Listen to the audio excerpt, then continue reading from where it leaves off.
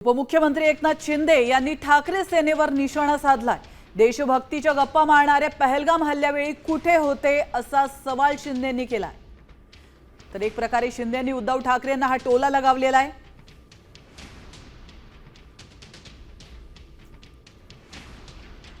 जो सिंदूर अभ्यास आपल्या सौभाग्याचं एक पवित्र लेणं असतं, त्या सिंदूरच्या पुड्या बनवण्याचं, पुड्या पाठवण्याचं काम जे काही लोक करतायत त्यांना या देशातली जनता पुरती ओळखून आहे।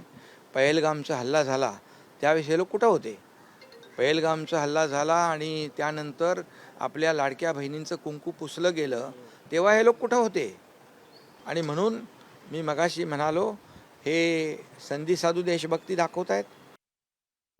आता isakal.com आहे देशातील नंबर 1 ची मराठी न्यूज वेबसाईट। प्रत्येक अपडेटसाठी isakal.com ला नक्की भेट द्या।